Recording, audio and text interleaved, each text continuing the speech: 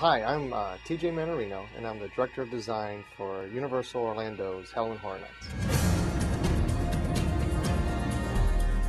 I'm going to take you through a wonderful tour of Halloween Horror Nights. It is going to be a behind-the-scenes look at some of the creatures, the characters, some of the sets and scenic pieces that the guests get to experience here in October.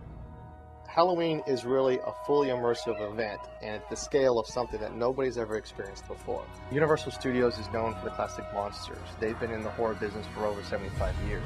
Halloween Horror Nights really is a chance for you to live that experience. This year, we're real excited about bringing the New Line characters to life. We have Freddy Krueger, Jason Voorhees, and Leatherface. We're going to transport you to their environments and wreak all the havoc that they bring. Also this year, we've taken a horror property that's a Universal picture called Dead Silence, and it was basically your classic ghost story.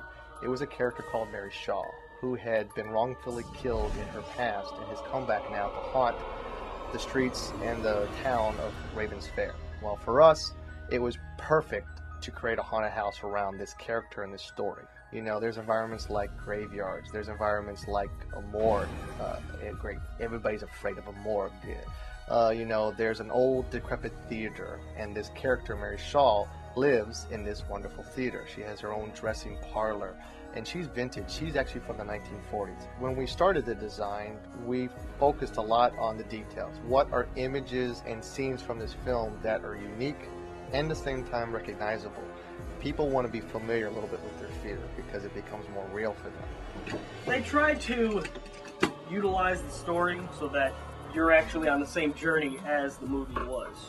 A lot of the architecture, a lot of what we call set dressing, are critical to how we deliver scares and how we put you on edge. We also use things like two-way mirrors. You know, the whole sense of seeing something that appears disappears throws people off guard a little bit. It's all about disorientation. For some of the house designs, it is critical for us to use digital animation and actually 3D modeling. Understanding the space in 3 dimension is critical.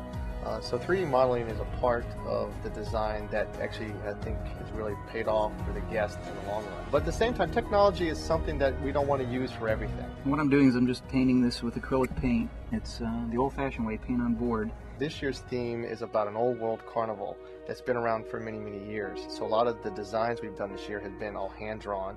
It's been hand-painted to kind of keep that sense of realism. You know, so technology and old techniques really sell the story. This is something that you can't see anyplace else but Halloween Horror Nights. I can talk to you a lot about it, but the reality is until you come here and live it and be afraid of it and get scared by it and go home and have nightmares of it, you really haven't experienced Halloween Horror Nights.